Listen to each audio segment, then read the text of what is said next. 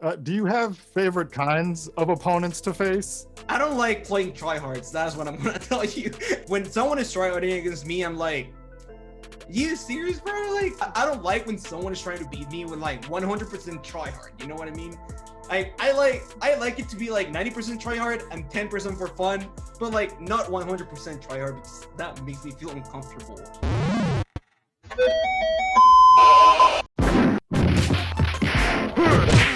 Welcome to T1 Stick Talk TV.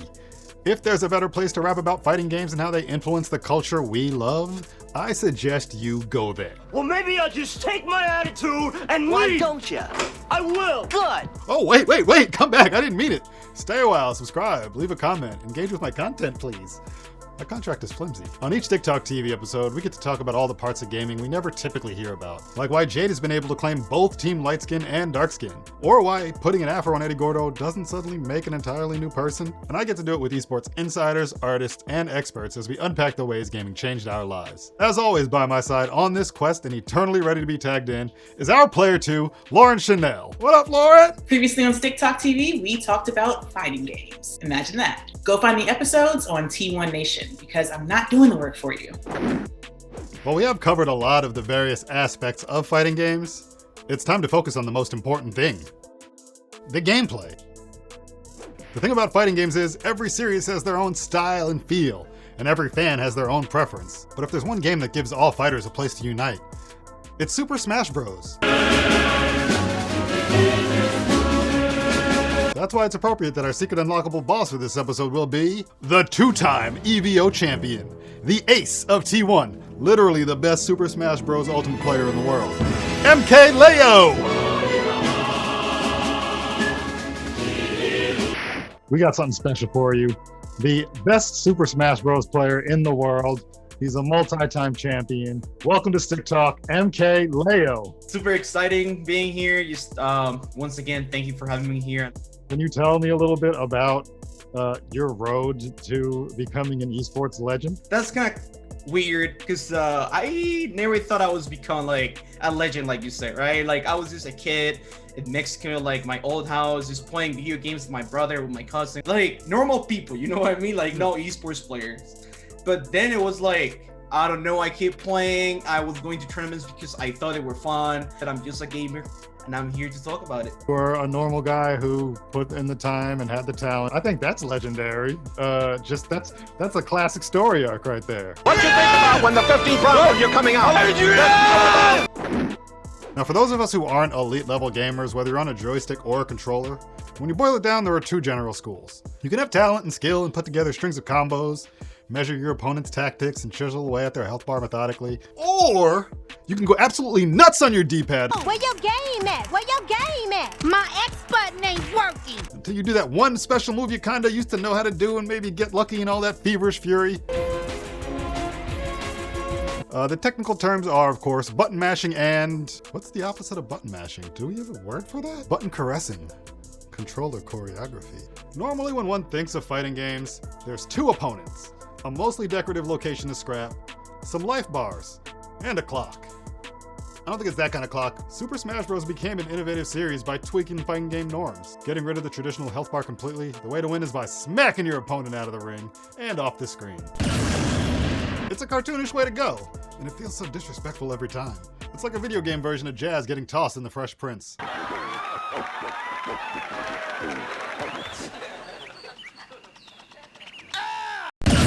I'd almost prefer a Mortal Kombat fatality to getting smashed into the horizon. At least if your spine is removed, you die instantly.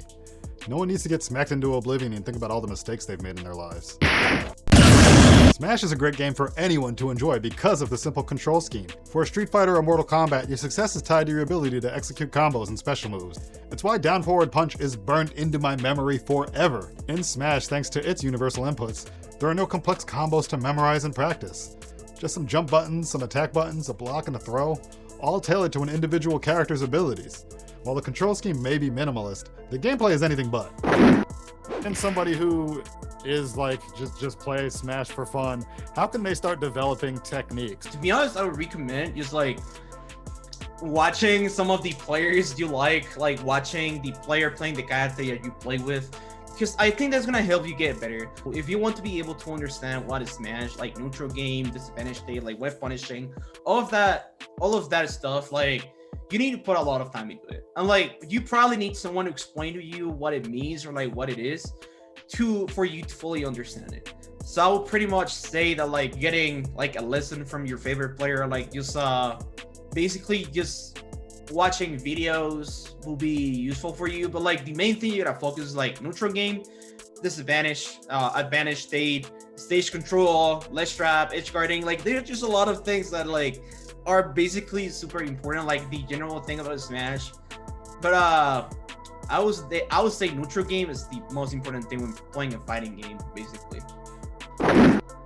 To a noob, Smash Bros. Terminology sounds like its own language. Edge guarding, sharking, blast line, clip clopping, hootie and the blowfishing. Okay, some of those I made up. Fun fact, noob is short for Nubian. The way characters are adapted for Smash's gameplay is significant. Take someone like Final Fantasy VII's Cloud Strife. Me and this guy go way back. But most of our battles were in an RPG and involved selecting attacks with a cursor. Before Final Fantasy VII Remake actually let me swing the Buster Sword around myself, Smash Bros. Was there for me. It provided a new relationship with a character that I had already spent entirely too many hours with. You die first, I'm gonna sing at your funeral. Today, the series is as close to video games get to an all-star game. It's prestigious to be included on the roster, like being invited to the cookout. But the cookout is a giant battle royale. Smash's ability to distill a character down to their essence is key, because it provided a platform for characters from vastly different ends of the video game universe to beat each other's ass. We'll each need to take down about 10. Stow your fear. It's now or never. Finally, you can blast the dog from Duck Hunt with a Charizard flamethrower like you've always wanted to, or settle the long-standing grudge between Solid Snake and Yoshi. And I'm not picking sides, but Yoshi needs to apologize. He knows what he did. That ain't right! The controls may be simple, and the characters are comfortingly familiar, but everything else about Smash Bros. Is Chaos. items that get randomly dropped into the fray can instantly upset the balance of any match. Rick, where'd you get a hand grenade? I don't know. The very environment you're fighting in is against you most of the time. Sometimes with so many characters on screen, you lose yourself. A hectic match can look like absolute madness and insanity. And because it's something that everyone can play, being the best at it is a huge accomplishment. Think about how much shit you talk when you're the best Smash player in your group of friends. Imagine if you were the best, period. If only there was someone we could talk to who would understand. What makes Smash a great game to play competitively?